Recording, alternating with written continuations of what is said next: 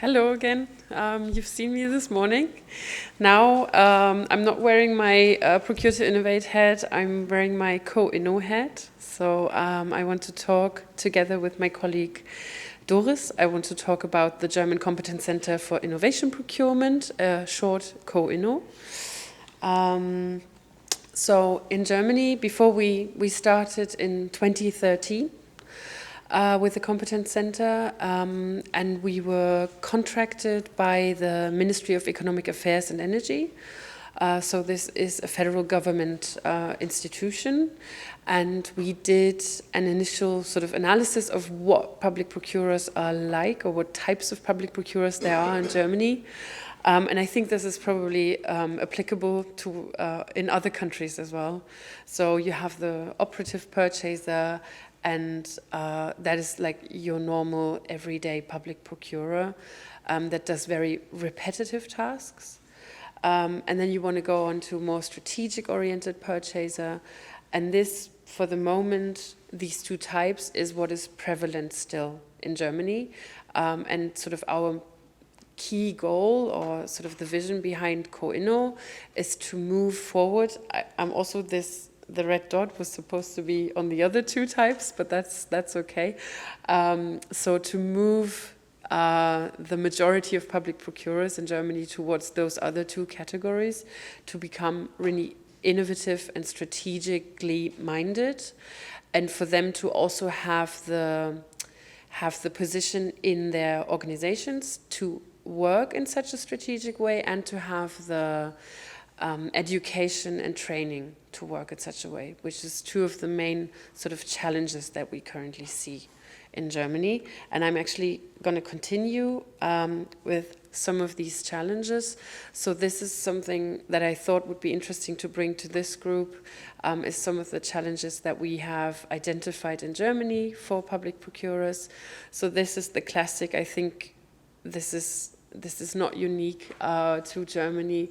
So public procurers, because politicians have discovered public procurement as a tool to reach other policy goals, public procurers are being sort of torn apart between all of the goals that they have to fulfill. So they need to have strategic organizational targets, they need to bring value for money, obviously, save money ideally, and also reach, like innovation, reach other policy targets and be in conformity with procurement law.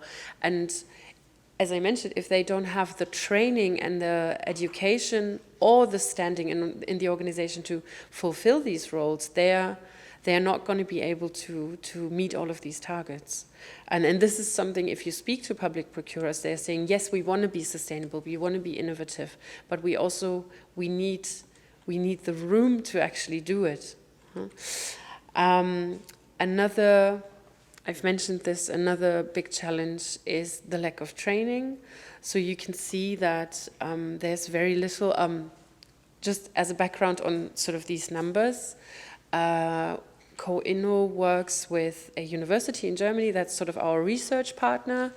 And so far, every 2 years, we've done like a panel study. So we've asked public procurers continuously about their basically their work and how much innovative tools they're using.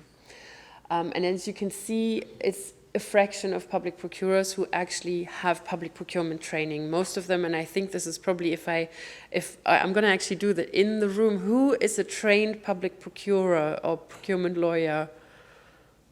Oh, there's 1, 2, 3, 4. You weren't sure. I don't know. So again, this is represented in the room. Yeah, most of us came to this sort of by accident, happy accident, but still by accident.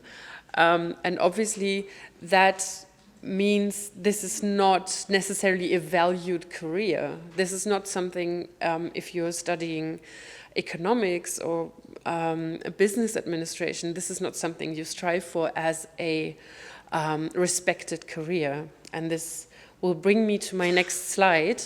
This is an overview from the OECD about, this is maybe hard to read, about which countries classify a public procurer as a profession or career. So where it is an official career to be a public procurer.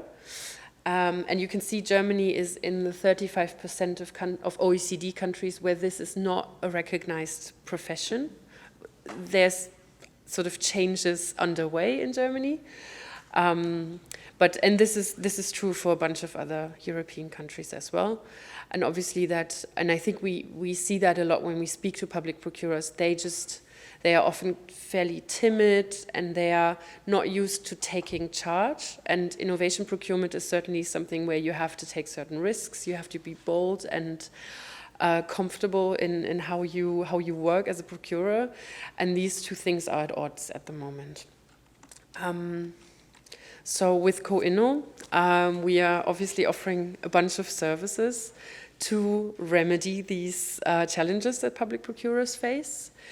I didn't really want to go through all of them because I knew we have like 4 other competence centers that have, to an extent, we all have similar service. There's certain basic services that we all offer, like events and workshops and training. I did pick out, you can see 2 here, I picked out 3 services that CoInno offers, with which I want to go into a bit more detail. One is a certification program that we started, and the certification program is for the public authority. So public authority can be certified as an innovative buyer. And the idea behind it is to build capacity with them, of course. Yeah, it forces them and the entire, not just the procurement department, but the entire organization to go through a learning process. But it also signals to the market that they are being serious about innovation procurement. Because we talked about this in the panel this morning a little bit. How do you bridge the gap between the market being sort of like, okay, I want to innovate, and the public buyers saying, oh yes, I would like something innovative. So where is that gap?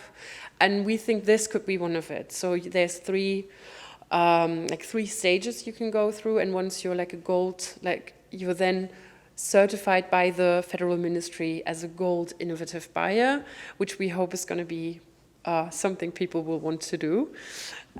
We are piloting 3 municipalities at the moment who are going through this. So far, they haven't been able to actually pass the test. So this is also good because we want this to be quite valuable. But yeah, it's a lot of work for the municipality.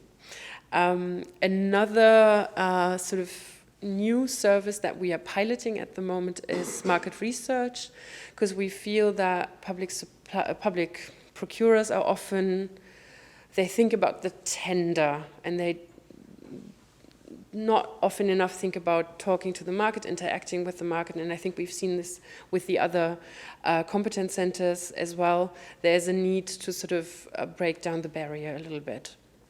And what we want to do is we want to encourage public procurers from Germany to also go abroad and do market research. And actually Procure to Innovate is a really good forum to do this, because we have our sort of sister competence centers in other countries, and we can use these to then offer public buyers the opportunity to meet innovative suppliers in other European member states, and give them a bit of an opportunity to think outside, because Germany is a very large country. Most public procurers don't even think about having a supplier that is not German. And that is maybe a Germany-specific problem. Who knows? A third public service I wanted to highlight today is the service of finding funding, external funding for public procurers to do innovation procurement. And in fact, we have the expert on that service here. So I would ask Doris to continue.